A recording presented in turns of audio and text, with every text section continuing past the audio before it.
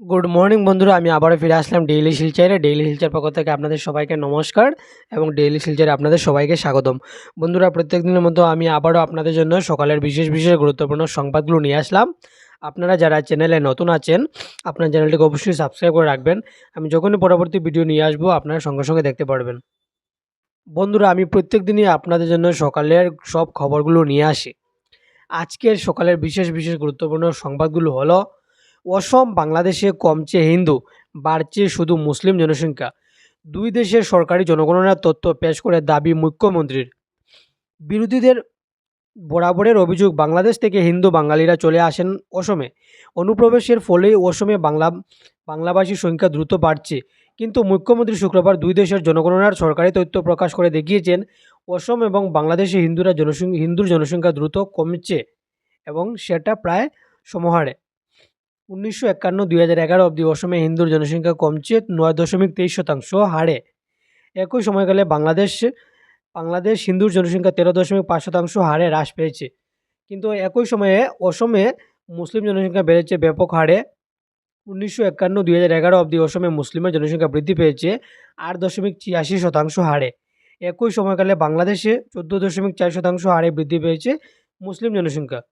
দুই দেশের জনগণনার তথ্য বিশ্লেষণ করে মুখ্যমন্ত্রীর দাবি, জনবিন্যাসগত আক্রমণ কিভাবে হচ্ছে এর থেকেই বোঝা যাচ্ছে, শুধু অসমই নয়, পশ্চিমবঙ্গ ও ঝাড়খণ্ডেও একই পরিস্থিতি হবে। হিন্দুর জনসংখ্যা এভাবে কমে আসা অত্যন্ত উদ্বেগের।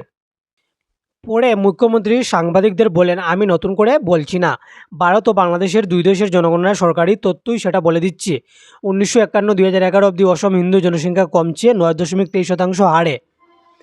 একই সময়কালে 13.5% হারে হিন্দু জনসংখ্যা হ্রাস পেয়েছে বাংলাদেশে। অসম ও বাংলাদেশ হিন্দু জনসংখ্যা কমছে প্রায় সমান হারে, কিন্তু এর আড়ালে দুটি স্থানেই মুসলিমের জনসংখ্যা বৃদ্ধির পরিসংখ্যানও রয়েছে। তবে মুসলিম জনসংখ্যা বৃদ্ধির তথ্য আমি উল্লেখ করিনি, কারণ মুসলিমের কথা বললে আমাকে সাম্প্রদায়িক বলা হয়, তাই শুধু হিন্দুদের সংখ্যা কমে আসার কথাই বলেছি আমি। 5 লক্ষ টাকা অবধি জিএসটি রেহাই ক্ষুদ্র ব্যবসায়ীদের, নোটিশও নয়। 1,11,148 ব্যবসায়ীকে জিএসটি নোটিশ, খুব আজ করে ব্যবস্থা সরকারের। জিএসটি নোটিশ পেয়ে ক্ষিপ্ত হয়েছিলেন ক্ষুদ্র ব্যবসায়ীরা। লোকসভা ভোটেও এর প্রভাব পড়ে, তাই সুদাসলে 5 লক্ষ টাকা অবধি জিএসটির ক্ষেত্রে ক্ষুদ্র ব্যবসায়ীদের রেহাই দেওয়ার সিদ্ধান্ত নিল মন্ত্রিসভা। 2017-18 সাল থেকে জিএসটি নোটিশ প্রাপ্ত কয়েক হাজার ক্ষুদ্র ব্যবসায়ীর নোটিশ প্রত্যাহার করা হয়েছে। ভবিষ্যতে আর 5 লক্ষ টাকা অবধি জিএসটির ক্ষেত্রে ক্ষুদ্র ব্যবসায়ীদের কাছে নোটিশও পাঠানো হবে না। শুক্রবার বিকেলে অনুষ্ঠিত মন্ত্রিসভার বৈঠকে এই সিদ্ধান্ত নেওয়া হয়েছে। একজন বাংলাদেশিকেও উত্তর পূর্বে আশ্রয় দেওয়া চলবে না, হুঁশিয়ারি নেসর। 1 বছরে ভারত বাংলা সীমান্ত সিল করতে না পারা সরকারের ব্যর্থতা সমুজ্জ্বল।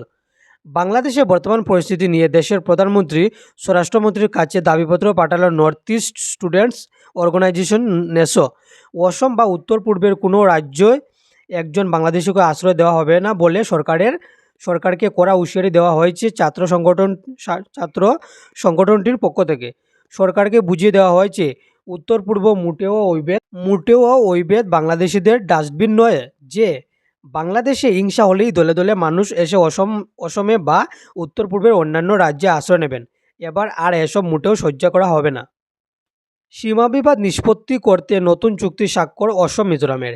সীমা বিবাদ মেটাতে অসম ও মিজোরাম শুক্রবার এক নতুন যৌথ চুক্তিতে স্বাক্ষর করেছে। এদিন আইজলে দুই রাজ্যের প্রতিনিধিদের বৈঠকে এই চুক্তি স্বাক্ষর হয়েছে।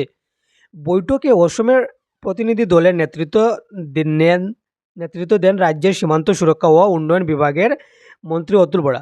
প্রতিনিধি দলে অন্যদের মধ্যে ছিলেন সীমান্ত সুরক্ষা ও উন্নয়ন বিভাগের প্রিন্সিপাল সচিব জিডি ত্রিপাঠী, সচিব প্রভাতী তাউসেন, সঞ্চালক শুভলক্ষ্মী ডেকা, কনসালটেন্ট দশরথ ডেকা সহ অন্য আধিকারিকরা। নীরজের বর্ষায় রূপা। পতন হলো নীরজের সোনালী সাম্রাজ্যর। তবে প্রথম ভারতীয় হিসাবে ট্র্যাক অ্যান্ড ফিল্ডে অলিম্পিক্সে 2টি পদক জিতে রূপালী রূপকথা লিখলেন নীরজ। প্রচারের সমস্ত আলো ছিল তার দিকেই। দীর্ঘদিন পর দেশবাসী রাত জাগলো তার জন্য।